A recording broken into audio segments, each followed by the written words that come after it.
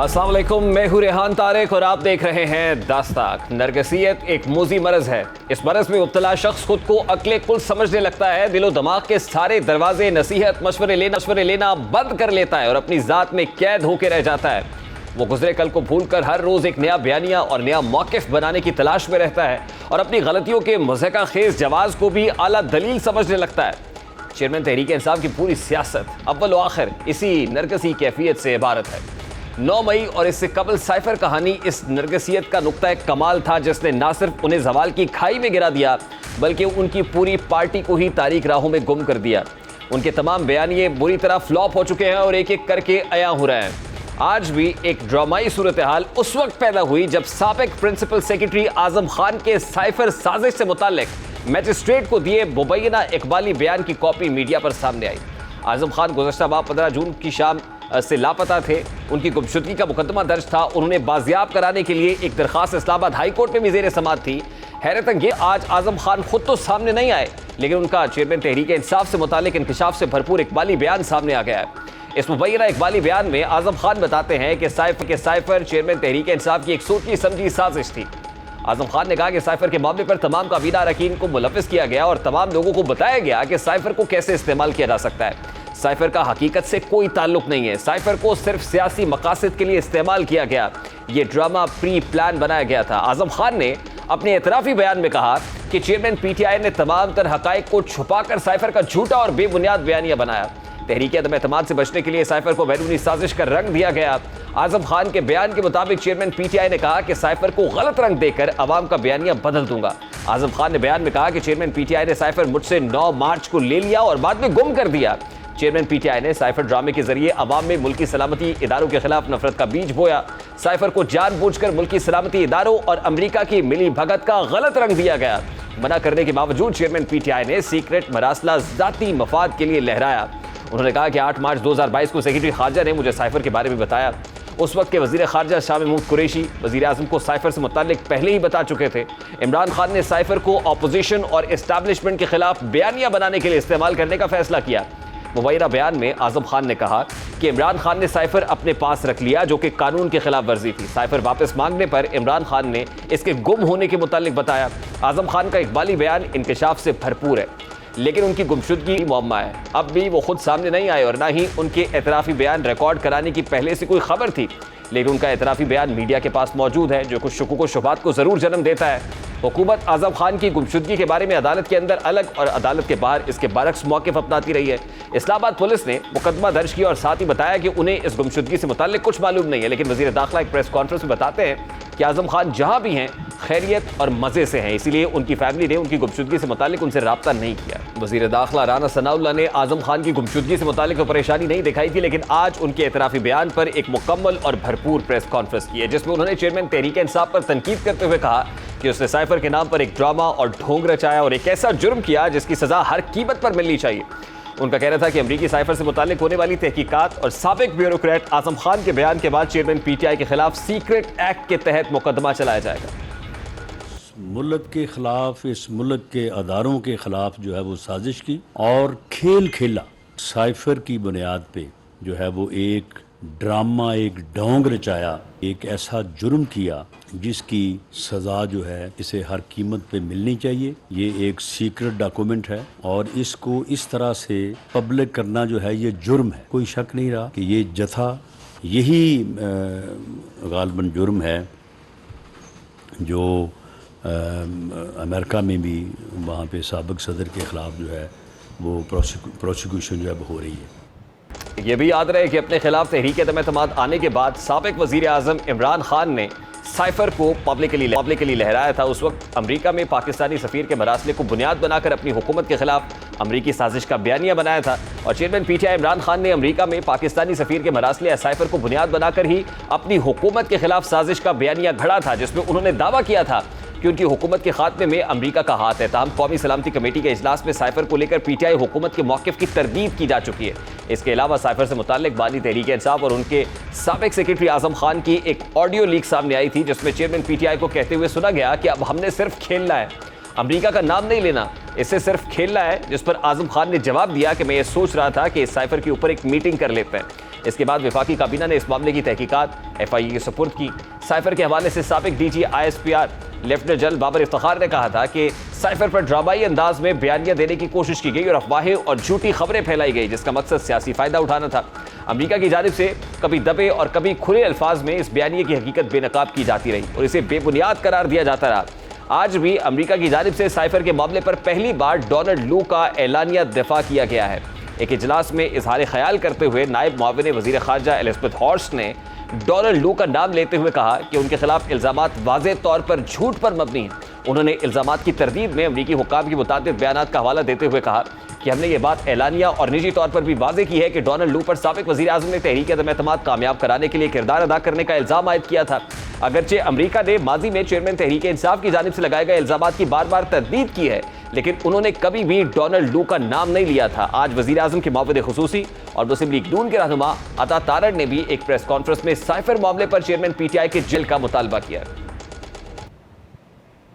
Cipher को अपने कब्जे में रखना ये भी गैर कानूनी था। वजारत उज़्मा से हट जाने के बाद जलसे में साइफर को लहराना, एक सरकारी हसास दस्तावेज का आपके हाथ में होना गैर कानूनी था। उसके बाद उस साइफर को गुमा दिया, ये पाकिस्तान के ऑफिशियल सीक्रेट्स एक्ट की खिलाफ वर्जी और बिल्कुल गैर कानूनी था। कार खास जो तमाम मामलात उनके बिहाफ पे देखते थे, आज उन्होंने इमरान नियाजी को मुजरिम करार दिया है। हुकूमत की जानिब से अब वक्फे से साइफर के मामले पर इमरान खान के ट्रायल का मुतालबा किया जा रहा है। हुकूमत के ज़हन में कहीं ना कहीं इस एतराफ़ी बयान की आड़ में चेयरमैन तहरीक इंसाफ पर आर्टिकल 6 लगाने और सीक्रेट एक्ट की खिलाफ वर्जी का मुकदमा चलाने का ख्याल मौजूद है। कौमी असम्बली से मंजूर शुदा नई करारदाद के तहत सीक्रेट एक्ट की खिलाफ वर्जी पर किसी को सजाए मौत या उम्र कैद की सजा सुनाई जा सकती है। इसी तरह आर्टिकल 6 संगीन गद्दारी के इल्ज़ामात सच साबित होने पर सजाए मौत और उम्र कैद जैसी सजाएं देने का जवाज़ रखता है। दूसरी जानिब चेयरमैन तहरीक इंसाफ का अपने साबिक प्रिंसिपल सेक्रेटरी आज़म खान के हवाले से ये बयान भी ज़ेरे गर्दिश है, जिसमें उनका कहना है कि आज़म खान ईमानदार आदमी है, जब तक उनके मुँह से नहीं सुनूंगा मैं नहीं मानूंगा।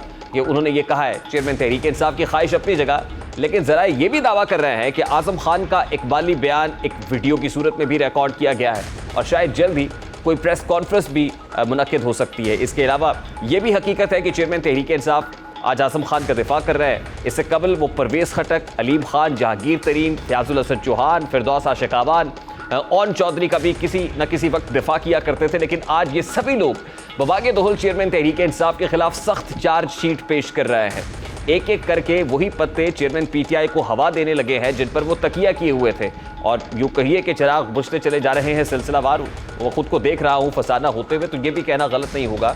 चेयरमैन PTI ने जिसके ऊपर तकिया किया, जिस पर ट्रस्ट किया, आज वही उससे सिरकते चले जा रहे हैं। और यही हुआ है साबिक ब्यूरोक्रेट, साबिक प्रिंसिपल सेक्रेटरी आज़म खान के इस केस के अंदर। और फिर वो ऑडियो लीक भी याद रखनी चाहिए जिसमें आज़म खान ने बरमला तौर पर ये कहा था कि इस पर कोई मीटिंग बुलानी चाहिए और फिर मिनट्स मैं लूँगा जिस पे शाह महमूद कुरैशी बात करेंगे और उन मिनट्स को मैं अपनी मर्ज़ी के मुताबिक तोड़ मरोड़ कर पेश कर सकता हूँ। बारकैफ इस पर हुकूमत अब क्या करने जा रही है, हुकूमती इक़दामात क्या है, क्या लीगल एक्शन हो सकता है। खासतौर पर लापता आज़म खान तो सामने नहीं आए, लेकिन उनका इकबाली बयान सामने आ गया है। वो कहाँ थे, इस हवाले से हुकूमती तहकीकात क्या कहती है, हुकूमत से ही जानने की कोशिश करेंगे। एक क्विक शॉर्ट ब्रेक लेते हैं, ब्रेक के बाद वापस आता है।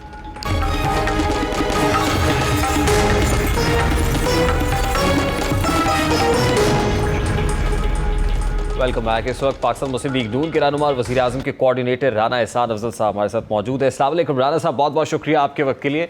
सबसे पहले तो ये फरमाइएगा कि इकबाली बयान तो आज़म खान साहब का सामने आ गया, लेकिन आज़म खान साहब खुद लापता थे, तो हुकूमत को मालूम हो सका कि आज़म खान साहब थे कहाँ?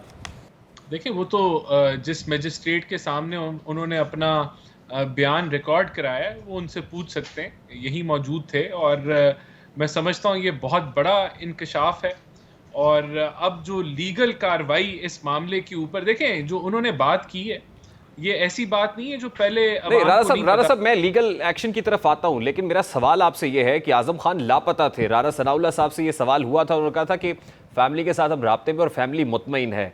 मैं ये पूछ रहा हूँ कि लापता जब थे तो कहाँ गए थे, कहाँ थे, मतलब किसके पास थे? मतलब क्योंकि इल्ज़ामात हुकूमत के ऊपर भी है ना कि वो शायद हुकूमत की तरफ से कोई ऐसा काम किया गया? तो ये तो देखें, जो जब वो मैजिस्ट्रेट के सामने पेश हो गए तो इसका मतलब है वो यही मौजूद थे, और ये कोई हुकूमत के पास तो नहीं थे।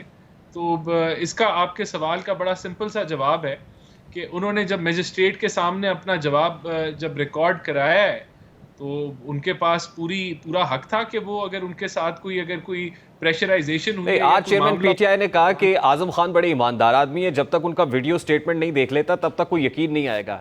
यानी ये है ना कि अगर मैजिस्ट्रेट के सामने किसी जोर ज़बरदस्ती के कोई स्टेटमेंट दिया हो, को प्रेशराइज कर रहे हो, क्या कोई ऐसा एलिमेंट भी हो सकता है? देखिए, इमरान खान को अपना स्टेटमेंट देख लेना चाहिए ना, जो उन्होंने फॉक्स न्यूज को दिया है।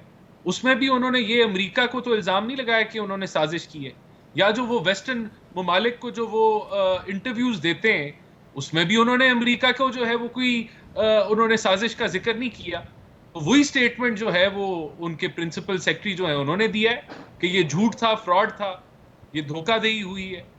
तो वो चीज अपना एतराफ जो है वो कर चुके हैं वेस्टर्न मीडिया के सामने, एक दफा नहीं 20 दफा किया है। तो उनको उनका वीडियो स्टेटमेंट देखने की जरूरत ही नहीं है, वो अपने बयान देख लें जो वो वेस्टर्न मीडिया को देते हैं। आप मुझे बताएं कि क्या एक्शन लेगी हुकूमत? देखिए, मैं समझता हूं कि इस बयान के बाद एक लीगल वे बन चुका है कि ये एक घनौनी तरीन साजिश हुई है, जहां इमरान खान साहब या पीटीआई के जो चेयरमैन हैं वो मीर जाफर मीर सादिक कहते थे, दूसरों को अलकाब देते थे।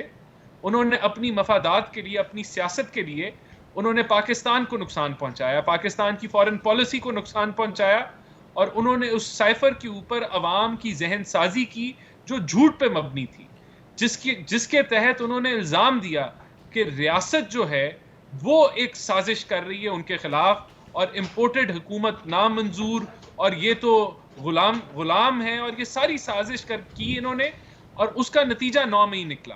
तो मैं समझता हूँ ये पूरा का पूरा मामला जो है अब बड़ा क्लैरिटी आ गई है, और इसके ऊपर जो है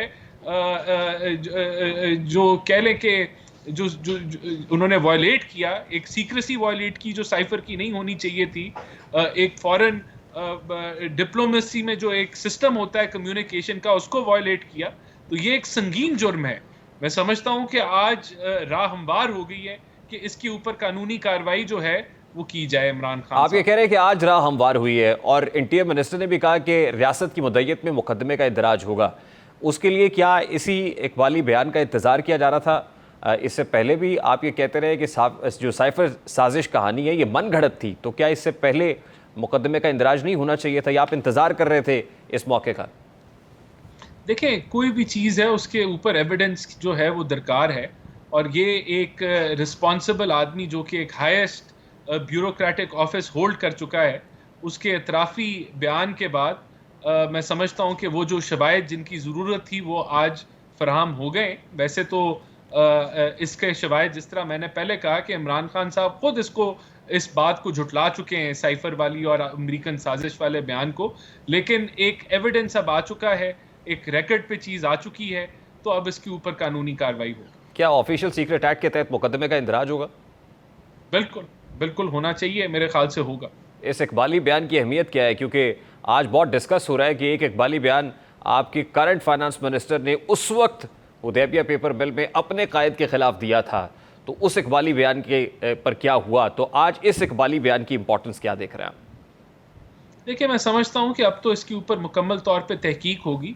ये खाली एक इकबाली बयान नहीं है, यहाँ इमरान खान साहब के अपने इतराफ़ात हैं, उनका अपना जो है, उसके अलावा वो मुबैना ऑडियो लीक है, उसकी तस्दीक होगी जब ये केस चलेगा, उसके फोरेंसिक होंगे, सारे मामलात जब ये ऐड होंगे। ये तो एक ऐसी चीज़ है ना जो ब्लैक एंड वाइट है, इसमें तो अब कोई कंफ्यूजन नहीं है। जो आदमी खुद कह चुका है कि ये साजिश अमेरिका ने नहीं की, उसने यहाँ सियासत की, वो ऑडियंस देखता है, अपना मौक़िफ़ बदल देता है। तो ये वो इकबाली बयान जो हिरासत में मजबूरी से लिया गया, जिसका ना अगला था ना पिछला था, यहाँ तो पूरी किस चीज़, कौन सी रियलिटी है जो छुपी हुई है। यानी आप ये कंफर्म करते हैं कि ये इकबाली बयान किसी दबाव में नहीं है, किसी मजबूरी के तहत नहीं दिया होगा, बल्कि ये आज़ादाना तौर पर आज़म खान साहब ने दिया, और वो जहाँ भी थे वो अपनी फैमिली के साथ थे या अपनी मर्जी से थे, इसमें हुकूमत का कोई अमल दखल नहीं?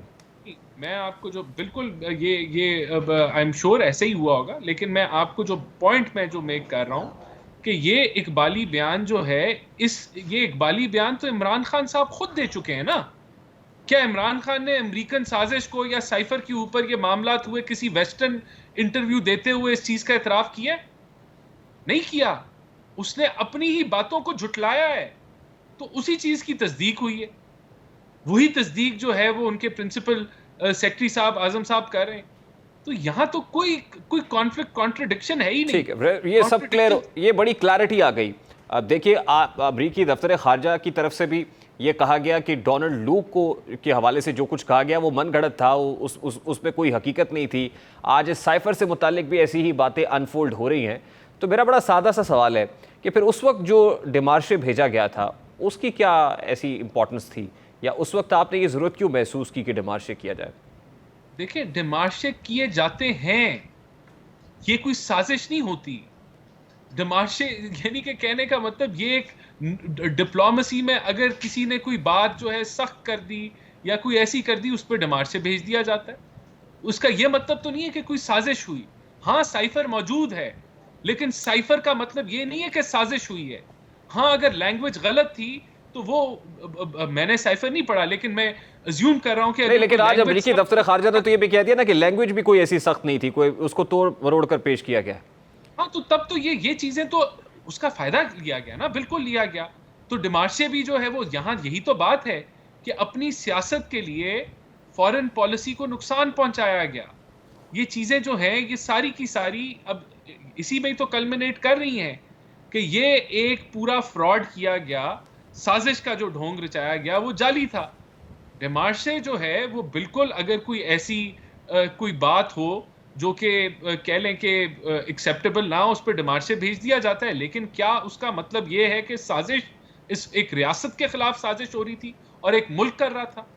इस चीज का इतराफ तो इमरान खान ने भी नहीं किया।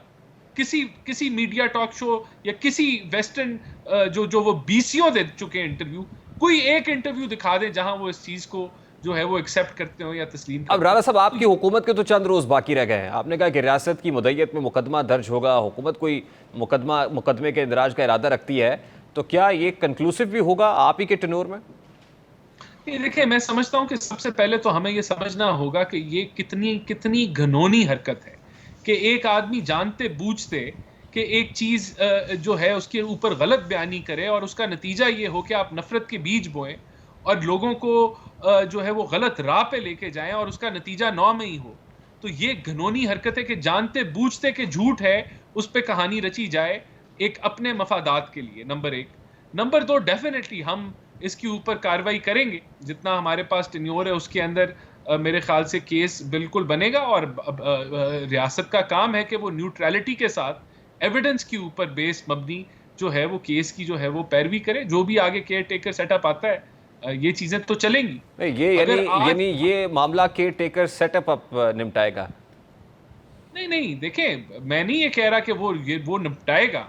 एक ये तो न्यूट्रलिटी के साथ अदालतों में चलेगा ना। अगर केस बना तो जो प्रोसिक्यूशन है वो अपना केस डिफेंड करेगी। और इस केस की लपेट में किन किन किरदारों, मतलब वो कौन कौन से नाम हैं जो आते हैं? शाहमूद कुरैशी का नाम भी आ रहा है, शीरी मज़ारी साहिबा का नाम भी आ रहा है, चेयरमैन पीटीआई भी हैं। तो इस जो मुकदमे का इंदराज होगा तो किन किन के खिलाफ होगा? इस प्रोपेगेंडा के अंदर, इस साजिश के अंदर जो शामिल है, जो भी हो, चाहे वो पीटीआई छोड़ भी चुका है तो उसके एहतसाब तो होना चाहिए। हकायक तो लोगों को पता चलने चाहिए और अगर किसी ने गलत किया है तो उसकी सजा भी मिलनी चाहिए। अब इंटीरियर मिनिस्टर ने कहा कि क्योंकि रियासत मुखालिफ प्रोपेगेंडे को फ़रोग दे रहे थे चेयरमैन पीटीआई, बयानिया रियासत मुखालिफ था, रियासती साख को नुकसान पहुंचाया गया है, इसलिए इलेक्टोरल प्रोसेस में तो इनका कोई हिस्सा नहीं होना चाहिए। तो ये समझा जाए कि इलेक्शन से पहले ये बोरी बिस्तरा गोल करना मकसूद है?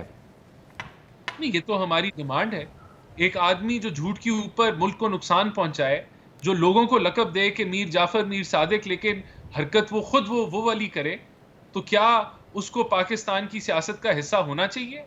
क्या ये ठीक है कि आप जो है वो अपने मफाद के लिए जो है मुल्क का रगड़ा निकाल दें, जहन साजी करें, मुल्क में तकसीम पैदा करें, नफरत इंतशार पैदा करें? क्या ये ठीक है? क्या इस चीज के ऊपर हमें आंखें बंद कर लेनी चाहिए?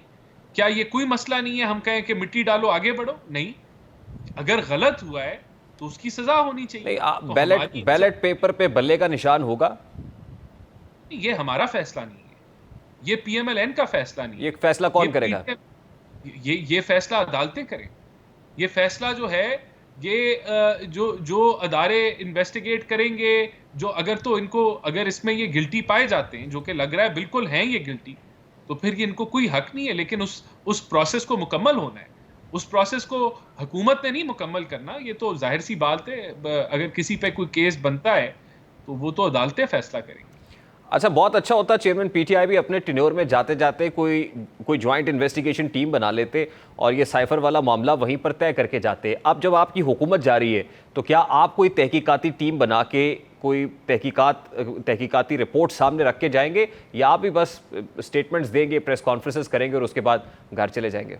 ये एक नया ट्रेंड है, बल्कि नया तो नहीं, मैं कहूँगा पुराना ट्रेंड है। JIT व्हाट्सएप पे भी बन जाते थे, तो हम भी एक JIT बना दें अपनी मर्जी का और उसके ऊपर जो है वो मामलात कर लें। ये कोई डिमांड नहीं है कि आप JIT बना दें कि कोई अदालतें जो हैं वो अगर अपना रोल न्यूट्रलिटी के साथ अदा करें, जो कि उनका काम है, तो फिर इन चीज़ों की जरूरत नहीं पड़ेगी। लेकिन कम से कम इन TORs के तहत तो इंक्वायरी टीम बननी चाहिए ना, जिसमें ये तय हो सके कि उस वक्त जब ये रियासत मुखालिफ बयानिया बनाया गया, उस वक्त से लेके अब तक रियासत का कितना नुकसान हो चुका है, उस नुकसान का तखमीना तो लगा लेना चाहिए। बिल्कुल, देखें ये चीज़ें होनी चाहिए, लेकिन रियासत का जो नुकसान हुआ है, आप देख लें कि जो डिवीज़न जहन साजी की गई, अपनी एक कल्ट को बिल्ड किया गया और उस कल्ट ने जो है वो रियासत पे हमलावर हो गया 9 मई को जो है। तो ये बिल्कुल इस नुकसान का तयन होना चाहिए, लेकिन मेरे ख्याल से अदालतों में ये केस चलेगा और वहाँ जो है वो फैसला होगा कि क्या सच है और क्या झूठ। तो उम्मीद है आपको अदालतों से कि फैसला आपके हक में आएगा? अदालतों के तो जो हालात हैं वो आपके सामने। आज भी एक सुप्रीम कोर्ट जो है वो ना सिर्फ डिवाइडेड है, बल्कि बदतरीन तरीके से तकसीम का जो है वो शिकार है, और वहाँ से भी मावनत की जो है वो बू आती है। लेकिन ऐसा नहीं होना चाहिए। तो देखें, ये इस मुल्क के अंदर जिस अदारे से इंसाफ मिलना चाहिए, वहाँ बेंच जो है वो एक मखसूस किस्म के बनाए जाते हैं, और ये चीज़ें भी बहुत बुरे तरीके से एक्सपोज हो गई। उसकी बदतरीन मिसाल 63A की तशरीह है, जो कि गैर आइनी तशरीह थी, जिसका हक ही नहीं था सुप्रीम कोर्ट को कि वो कॉन्स्टिट्यूशन को रीराइट करे, लेकिन किया गया। उसका फायदा एक जमात को हुआ, जिसने असेंबलियां डिसॉल्व कर दी। बहुत बहुत शुक्रिया। राना एहसान अफजल साहब हमारे साथ मौजूद थे। उधर हुकूमत ने केयर टेकर सेटअप और इंतखाबी इस्लाहात वाले मामले पर इत्तहादियों को भी मुशावरत में ऑन बोर्ड लेने का फैसला कर लिए। MQM के भी तेवर कुछ बदले से बात करेंगे उस पर के बाद हमारे साथ रहिएगा।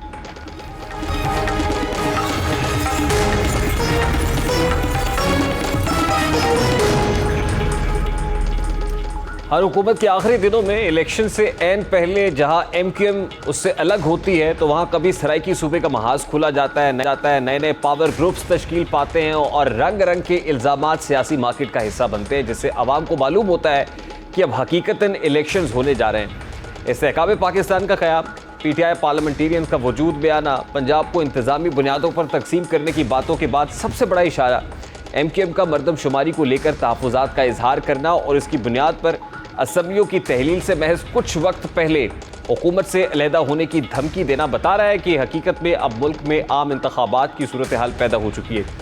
इस बार MQM तहफ़्फ़ुज़ात पहले से भी ज़्यादा शदीद हैं और इसी शिद्दत से वो हुकूमत में भी मौजूद है। MQM के शुरू में मैंडेट चुराने से मुतालिक तहफ़्फ़ुज़ात थे, फिर इख्तियारात ना होने का गिला रहा, हुकूमत बदली और ये जमात अपनी अपनी लाइन और लेंथ के ऐन मुताबिक नई हुकूमत का हिस्सा बनी। तहफ़्फ़ुज़ात के बावजूद हुकूमत से अलहदा होने की बजाय इसे मुकम्मल सहारा दिया और फिर मेरी इलेक्शन का बायकॉट, कराची की शहरी सियासत को खुद से दूर कर लिया। मरदमशुमारी से मुतालिक MQM के तहफ़्फ़ुज़ात खासे पुराने हैं। 2017 की मरदमशुमारी के वक्त भी यही MQM पूरे ज़ोर शोर से इन नताइज को तस्लीम करने से इनकारी थी, जिसमें बाकी जमातों ने भी उनका साथ दिया। लेकिन तहरीक इंसाफ की हुकूमत बनते ही ये उसमें शामिल हो गए। गाहे बगाहे हुकूमत से निकलने की धमकियां देते रहे और ऐन वक्त पर जब तहरीक इंसाफ को उनकी सबसे ज़्यादा ज़रूरत थी तो उन्होंने अपोजिशन का साथ देकर नई हुकूमत में अपनी जगह पक्की कर ली। अब जब इस हुकूमत के आखिरी अयाम चल रहे हैं तो एक बार फिर MQM को शिद्दत से अपने साथ होने वाली नाइंसाफ़ियाँ नज़र आना शुरू हो चुकी हैं, जिस पर इस जमात के तकरीबन कलीदी रहनुमा आवाज़ उठा रहे हैं। खालिद मकबूल सिद्दीकी हों, मुस्तफ़ा कमाल हों या फिर फ़ारूक सत्तार, ये सब एक ज़बान होकर मरदमशुमारी और नई हल्का बंदियाँ होने तक इलेक्शन ना करने का नारा लगा रहे हैं। रहनुमा फ़ारूक सत्तार का इस बारे में क्या कहना है, ज़रा उसकी एक झलक आपके सामने रखते हैं। हमारे जायज़ शिकवे शिकायत रहे हैं उनका इजाला नहीं हुआ। जो हल्का बंदियों में बल्दियाती इंतखाबात के मौके पर हमारे साथ जो कुछ हुआ है वो सबके सामने है कि हल्का बंदियों में 70 सीटों से हमें महरूम कर दिया गया था। तो हमारा कोई मुतालबा भी सूबाई हुकूमत, पाकिस्तान पीपल्स पार्टी की वज़ीर आला और पीपल्स पार्टी की आला क़यादत ने कोई मुतालबा या वो मुतालबे जिनको उन्होंने माना, जिनको तस्लीम किया, जिन पर अमल करने का वादा किया, वो भी पूरे नहीं किए। और मरदमशुमारी में भी जो DC साहिबान थे उनके ज़रिए से भी हमेशा की तरह इस मरतबा भी हमारी आबादी को जानबूझकर नहीं गिना गया। यहाँ सवाल ये है कि MQM जब से वजूद में आई है तब से किसी न किसी सूरत हुकूमत में शामिल रही है। उनके तहफ़्फ़ुज़ात पहले दिन से वही हैं जो आज है। तो क्या वजह है कि हुकूमत में होते हुए भी अपने मुतालबात तस्लीम कराने से कासिर रहते हैं। 2017 और अब 2023 की मरदमशुमारी से मुताल्लिक MQM तहफ़्फ़ुज़ात एक जैसे हैं।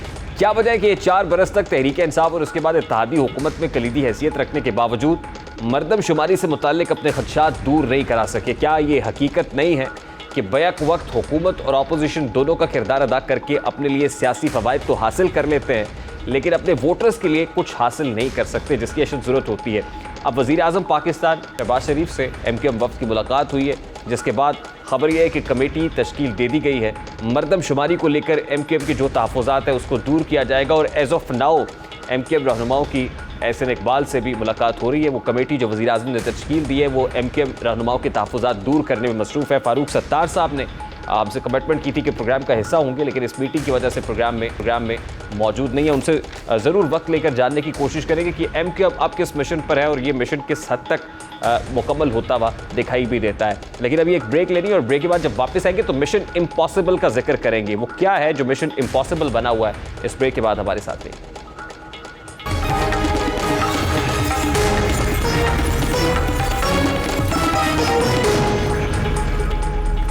मौजूदा हुकूमत और खासकर मुस्लिम लीग नून इस वक्त एक मखमसे और अनजाने खौफ का शिकार है। उनका ये खौफ अदालतों से मुताल्लिक है। उन्हें लगता है कि आला अदलिया में अब भी ऐसे किरदार मौजूद हैं जो साबिक वज़ीर आज़म की मुकम्मल पुष्पनाई में मसरूफ़ हैं। यही वजह है कि पार्लियामान हो या जलसे जुलूस, हर जगह मुस्लिम लीग नून के रहनुमा अवाम के सामने अदालतों पर संगबारी करते रहते हैं। लेकिन इन रहनुमाओं के अक़वाल और अमाल दोनों तज़ादात से भरपूर हैं। ये आला अदालतों पर तनकीद भी करते हैं और दूसरी तरफ भरपूर दिलजमई से उनकी बरात में भी इजाफा करते हैं। 14 माह के दौरे हुकूमत ने इसी इत्तेहादी हुकूमत ने अदलिया पर तारीखी बयानबाजी की और इसी तरह पसे पर्दा उनकी बरात में तारीखी इजाफा भी किया। असम्बली फ्लोर पर खड़े होकर अवाम को बताया कि इस मुल्क के आला इदारे में बैठे अफसर 17 लाख तनख्वाह और बरात इंजॉय कर रहे हैं और गालियाँ खाने के लिए सियासतदान हैं। इसी बयानबाजी के दौरान ही उन्होंने इसी बरात याफ्ता तबके की तनख्वाहों में मजीद इजाफा करके अपने कौल फेल की नफ़ी कर दी है। मुस्लिम लीग नून का दावा है कि वो ऐसी जमात है जिसकी मुल्क भर में जड़ें मजबूत हैं और उनकी जमात आवाम से जुड़ी हुई है, लेकिन ये खुद इतने डर और खौफ का शिकार है कि अपनी जमात के कायद को मुल्क वापस लाने में हिचकिचाहट महसूस कर रहे हैं। डर के बता रहे हैं कि नवाज शरीफ की वापसी तभी मुमकिन है जब चीफ जस्टिस रुखसत हो जाएंगे और नए चीफ जस्टिस आ जाएंगे। वज़ीर दफ़ा ख्वाजा आसिफ गुज़श्ता रोज़ एक प्रोग्राम में बता रहे थे कि नवाज शरीफ 16 सितंबर किसी भी वक्त मुल्क वापस आएंगे क्योंकि हमें खतरा है कि कहीं गुड टू सी यू वाली सूरत हाल का सामना न करना पड़ जाए। ख्वाजा आसिफ के साथ वज़ीर दाखिला राना सनाउल्लाह भी अपने कायद नवाज शरीफ की वापसी की तारीख देने से कासिर है और बता रहे हैं कि उन्हें 1 महीना भी कैंपेन करने के लिए मिल गया तो वो भरपूर तरीके से इक़्तिदार में वापस आएंगे। उनसे सवाल किया गया कि हुकूमत असम्बलियों को जल्द तहलील करके मुद्दत में तौसीक़ क्यों करना चाहती है। जवाब में उन्होंने कहा कि सिर्फ लोगों को कागजात नामजदगी जमा कराने और अपीलों की समाअत के लिए वक्त देने के लिए तैयार है। राना सनाउल्लाह चाहे जो भी कहे, लेकिन ये हकीकत है कि 90 रोज़ उन्हें सिर्फ इसलिए चाहिए कि चेयरमैन PTI का बंदोबस्त करने के लिए मजीद वक्त मिल सके। इस दौरान अगर वो अपने मकसद में कामयाब हो गए तो इलेक्शन 90 रोज़ तो क्या 70 रोज़ में भी करा दिए जाएंगे और इन मकासद की तकमील मुमकिन ना हो तो मुय्यना तौर पर इलेक्शन 90 रोज़ तो क्या 190 रोज़ में भी होना प्रैक्टिकली मुमकिन दिखाई नहीं देता है। अब इस वक्त पाकिस्तान मुस्लिम लीग नून, उसके तमाम फ्रंटियर लीडरशिप जो है वो इसी खौफ का शिकार दिखाई देती है कि जब तक सितंबर नहीं आ जाता है और जिस वक्त आला अदलिया में बैठे हुए कुछ लोग रुखसत नहीं हो जाते और नए लोग नहीं आकर बराजमान हो जाते, तब तक बहुत सारी चीज़ें नहीं हो सकती हैं। वो प्रैक्टिकली पॉसिबल नहीं है। यानी सितंबर का मिड 16 सितंबर जैसी गुजरेगी, उन्हें दिखाई देता है कि उनके हक़ में चीज़ें होना शुरू हो जाएगी, हवाएं उनके हक़ में चलना शुरू हो जाएंगी, तब्दीली की एक वेव दिखाई देगी और उसके बाद मुल्क का जो सियासी नक्शा है वो खासा उनको फेवर करता हुआ या अक्सर तब्दील होता हुआ दिखाई देगा, जिसमें चेयरमैन PTI या PTI की बाकियात नहीं होंगी। अब इसको खुशगमानी कहा जाए या एक मस्बत सोच कहा जाए, इतने ज़्यादा ऑप्टिमिस्ट हैं, कुछ भी कहा जाए, लेकिन यकीनन नहीं बताएगा कि 16 सितंबर के बाद जो एक्सपेक्ट किया जा रहा है क्या वाकई उनके हक में होना शुरू हो जाएगा या ये सिर्फ कोई खाम ख्याली थी। प्रोग्राम का वक्त अपने इख्तिताम को पहुंचा। आपसे मुलाकात होगी इंशाल्लाह कल। अपना रखिए ख्याल। अल्लाह हाफ़िज़।